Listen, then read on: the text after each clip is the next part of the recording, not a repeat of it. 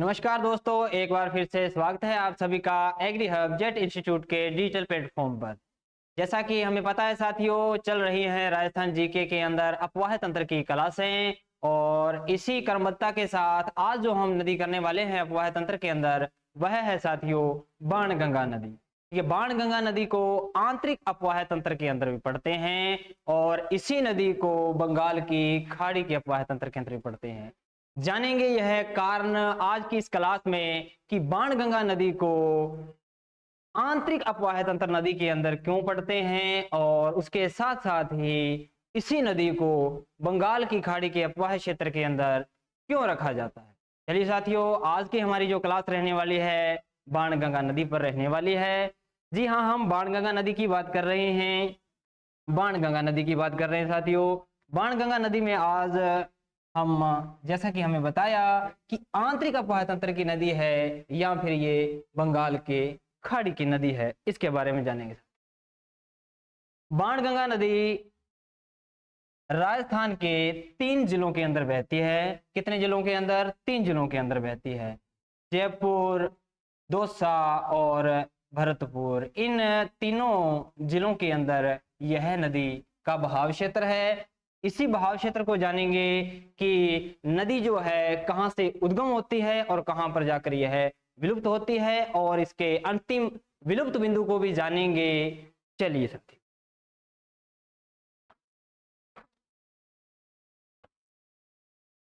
बाणगंगा नदी का उद्गम जो होता है साथियों वह होता है बैराठ की पहाड़ियों से जयपुर। बैराठ की पहाड़ियां जयपुर। उद्गम स्थल जो है इस नदी का वह है बैराठ की पहाड़ियां जयपुर से। यह नदी जयपुर जिले के अंदर बहती हुई दौसा के अंदर पूर्ण बहाव बनाती हुई यह नदी भरतपुर तक यह जाती है। सामान्यतः यह भरतपुर तक नदी यह बहती है, लेकिन इस नदी का बहाव क्षेत्र वर्तमान में तो यहाँ पर खत्म होती है यह भरतपुर के अंदर, लेकिन यह पहले यमुना नदी यूपी में बहती थी और यहीं पर होता था इसका समापन। यमुना के अंदर एक फतेहाबाद क्षेत्र है साथियों यूपी के अंदर, जहां पर इस नदी का विलुप्त होता। फतेहाबाद यूपी,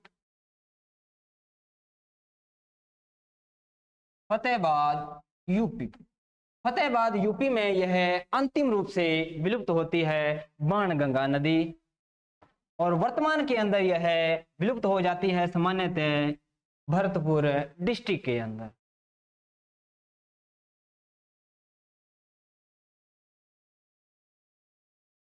यमुना नदी जो है यह भारत की एक प्रमुख नदी है जो अपना संपूर्ण जल बंगाल की खाड़ी में लेके जाती है। कहां पर लेके जाती है साथियों? बंगाल की खाड़ी में लेके जाती है।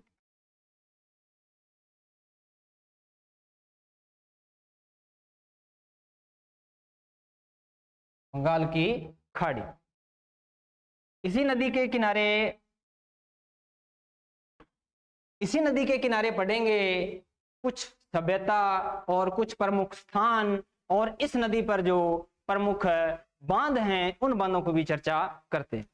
इस नदी के ऊपर एक प्रमुख बांध है, वह है जयपुर के अंदर, और उस बांध का नाम है जमुआ रामगढ़ बांध। जमुआ रामगढ़ बांध, यह वही जमुआ रामगढ़ बांध है जिसको कहा जाता है जयपुर की जीवन रेखा। इसकी साथियों जयपुर की जीवन रेखा के नाम से जाना जाता है जमुआ रामगढ़ बांध, क्योंकि इसी बांध से होती है जयपुर जिले की पेयजल की आपूर्ति। इसी के आधार पर जमुआ रामगढ़ बांध को जयपुर की लाइफलाइन के नाम से जाना जाता है। चलिए बात करते हैं इसी नदी के ऊपर एक सभ्यता की। वह सभ्यता है बैराठ की सभ्यता। वह कौन सी सभ्यता है? वह है बेराट की सभ्यता। बेराट सभ्यता। हमसे पूछा जाए कि बेराट सभ्यता कहाँ है, तो हमारा आंसर होगा जयपुर में। कहाँ होगा? जयपुर में। और यह वही बेराट सभ्यता है जहां पर मिले हैं अशोक सम्राट के साक्ष्य। अशोक सम्राट के साक्ष्य। जी हाँ, आगे जाकर इसी नदी का जो बहाव क्षेत्र है यह भरतपुर के अंदर विलुप्त हो जाता है सामान्यतः, जैसा कि हमने इसको जाना। और भरतपुर के अंदर विलुप्त होने के कारण ही इस बाणगंगा नदी को रुंडित नदी के नाम से भी जाना जाता है। किस नदी से? रुंडित नदी के नाम से भी जाना जाता है। देखिए, बात करते हैं रुंडित नदी की कि किसी भी नदी को रुंडित नदी क्यों कहते हैं। किसी भी नदी को रुंडित नदी तब नदी कहा जाता है यह है कि जब वह अपने उद्गम स्थान से अंतिम बिंदु तक ना जाकर किसी बीच अपवाह क्षेत्र में ही अपने अपवाह क्षेत्र को रोक लेती है, उस नदी को रुंडित नदी के नाम से जाना जाता है। और यह जो बाणगंगा नदी है यही इसी प्रकार का यह बिहेव करती है कि यह बेराट की पहाड़ियां जयपुर से निकलने के बाद दौसा से बहती हुई भरतपुर के अंदर आकर यह सामान्यतः वर्तमान में विलुप्त होती है। लेकिन इसका जो अपवाह क्षेत्र था पहले वह फतेहाबाद यमुना नदी तक था जी। इसलिए इस नदी को वर्तमान में रुंडित नदी के नाम से जाना जाता है।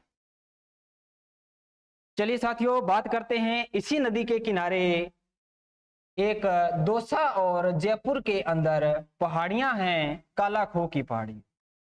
कौन सी पहाड़ियां साथियों? कालाखो की पहाड़।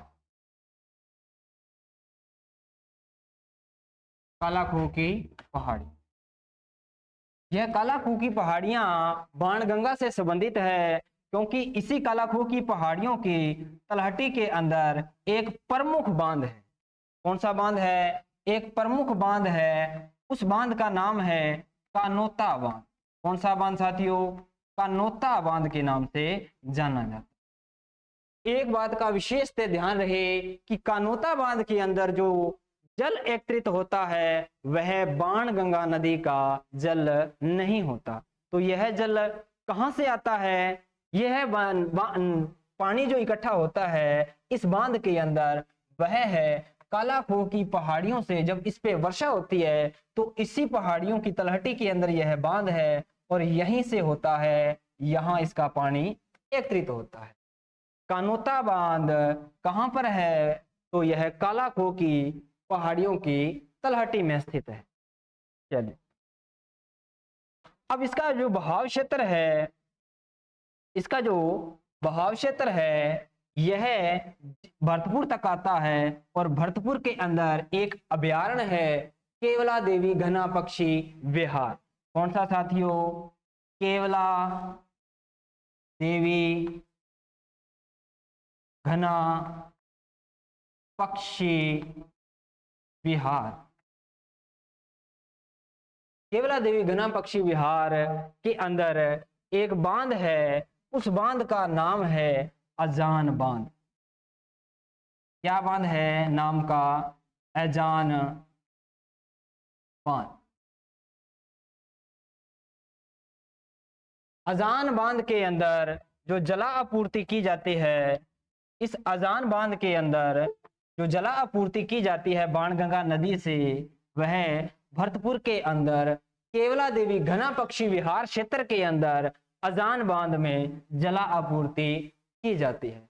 तो यह परीक्षा में कई बार पूछा गया प्रश्न है साथियों कि अजान बांध के अंदर जो जला आपूर्ति है वह किस नदी के बहाव क्षेत्र का है? तो हमारा आंसर होगा बाणगंगा नदी। तो आप अब समझ चुके होंगे कि बाणगंगा नदी को आंतरिक अपवाह तंत्र के अंदर भी क्यों पढ़ते हैं और बंगाल की खाड़ी के अंदर भी क्यों पढ़ते हैं। देखिए, आंतरिक अपवाह तंत्र नदी के अंदर तो इसको इसलिए पढ़ा जाता है क्योंकि यह सामान्यतः वर्तमान के अंदर बैराट की पहाड़ियों से उद्गम होकर यह भरतपुर तक जाती है। कहां तक जाती है? भरतपुर तक जाती है। लेकिन यह जो इसका जो अंतिम बिंदु रहने वाला है साथियों, वह है फतेहाबाद यमुना, यूपी के अंदर यह बहती है। और यमुना जो नदी है वह अपना संपूर्ण जल जो है बंगाल की खाड़ी में लेके जाती है। और इसी के आधार पर इस नदी को बंगाल की खाड़ी के अपवाह क्षेत्र का भी हिस्सा माना जाता है। चलिए हम इसको पढ़ते हैं, पॉइंट वाइज पढ़ते हैं, इस डायग्राम को पॉइंट वाइज समझते हैं। चलिए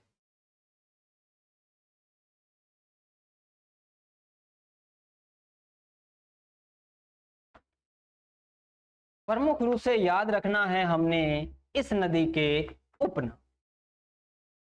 बाणगंगा नदी को अर्जुन की गंगा के नाम से भी जाना जाता है। अर्जुन की गंगा, अर्जुन की गंगा के नाम से जाना जाता है। यह एक किंवदंती है कि अर्जुन की गंगा बाणगंगा नदी को क्यों कहा जाता है। बताया जाता है कि जब महाभारत काल के अंदर, वनवास काल के अंदर, जब पांडव यहाँ पर राजस्थान में इस क्षेत्र में आए थे, तो यहाँ पर पानी की आवश्यकता के लिए किसका, तो धनुधर अर्जुन ने अपने बाण से इस नदी का उद्गम किया। इसी कारण इस नदी को, बाणगंगा नदी को अर्जुन की गंगा के नाम से जाना जाता है। इसी नदी को, जैसा कि हमने पहले पढ़ा, रुंडित नदी के नाम से भी जाना जाता है। किस नाम से?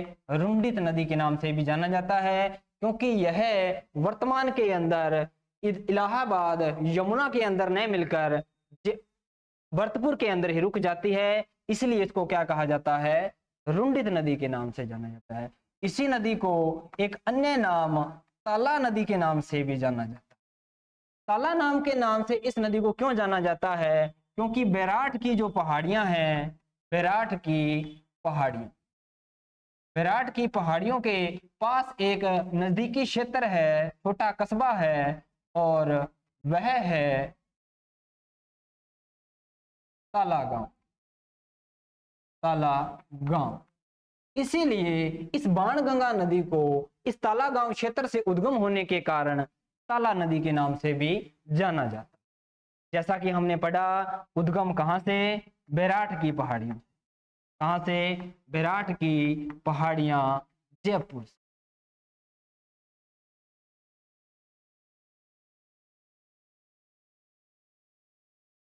इसके बाद बात करते हैं अपने इसके बहाव जिले की। जैसा कि हमने मैप के अंदर देखा कि यह 3 जिलों के अंदर बहती है। कौन से? जयपुर, दौसा और भरतपुर।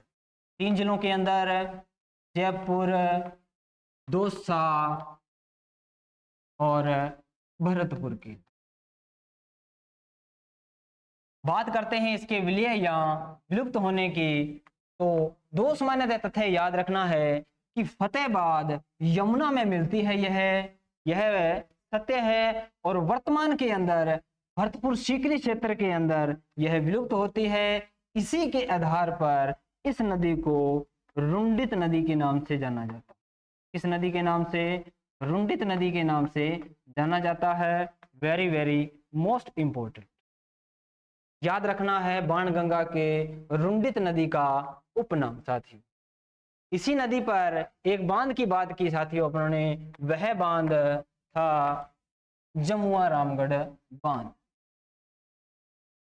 जमुआ रामगढ़ बांध। और इसी बांध को कहा जाता है जयपुर की जीवन रेखा। इसकी जयपुर की जीवन रेखा, क्योंकि पेयजल की आपूर्ति जमुआ रामगढ़ बांध से होती है जयपुर के अंदर। नदी के किनारे एक सभ्यता है, जैसा कि हमने देखा, कौन सी? बैराठ सभ्यता। बैराठ सभ्यता। बैराठ सभ्यता अशोक सम्राट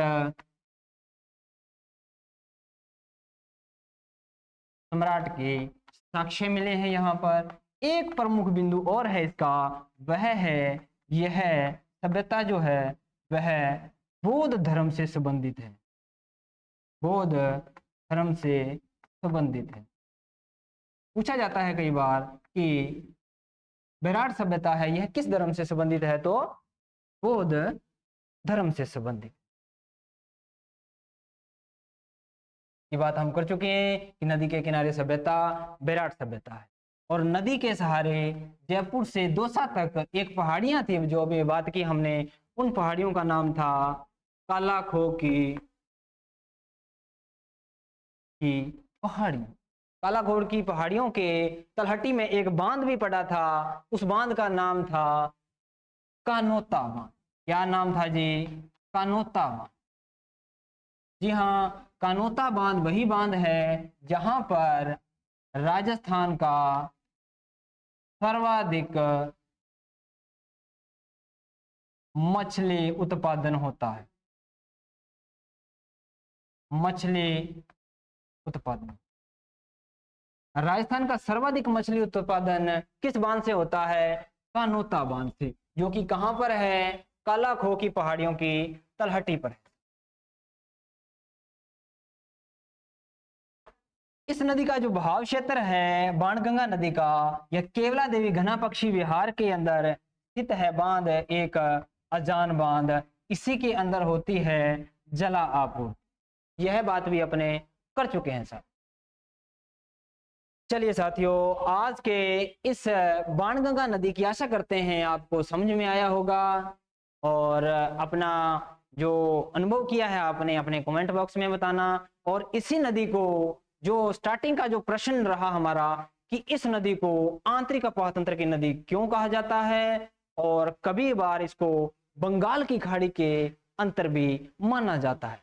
चलिए करते हैं दो प्रश्न, और प्रश्न है हमारा कि निम्नलिखित में से आंतरिक अफवाह तंत्र की नदी नहीं है।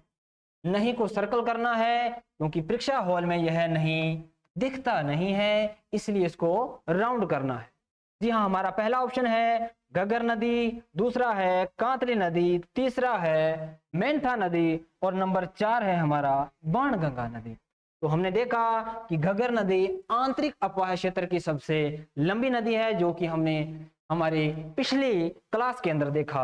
और कांतली जो नदी है, इस नदी के बारे में भी हमने जाना कि पूर्ण बहाव के आधार पर जो सबसे लंबी नदी है आंतरिक अफवाह तंत्र की, वह है कांतली नदी। और मेंथा नदी के बारे में भी हमने पिछली कक्षा में पढ़ा कि यह आंतरिक अफवाह तंत्र की सर्वाधिक लवणता लाने वाली सामर झील के अंदर मेंथा नदी है। तो बची हमारी बाणगंगा नदी। तो इन विकल्पों के अनुसार जो हमारा सही उत्तर होगा वह होगा बाणगंगा नदी।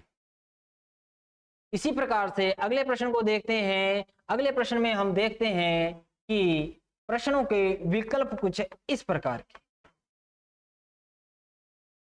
इस प्रश्न को ध्यान से पढ़ना है और देखना है कि आंतरिक अफवाह तंत्र के अंदर कौन सी नदी है। अब यहां पर बनास दे रखा है, तो बनास तो हम पिछली कक्षाओं में पढ़ चुके हैं कि बनास को तो हमने आंतरिक अफवाह तंत्र नदी के अंदर पढ़ा ही नहीं है। बनास नदी है यह बंगाल की खाड़ी की है, और चंबल नदी है यह भी किसकी है? बंगाल की खाड़ी की नदी है। यह दोनों जो नदियां हैं यह बंगाल की खाड़ी अफवाह क्षेत्र के अंदर आती हैं। बात करते हैं माही नदी की, जिसको वागड़ की गंगा के नाम से भी जाना जाता है, और उल्टे यू आकार की होती है। यह राजस्थान में दक्षिणतम बिंदु में बहने वाली नदी है।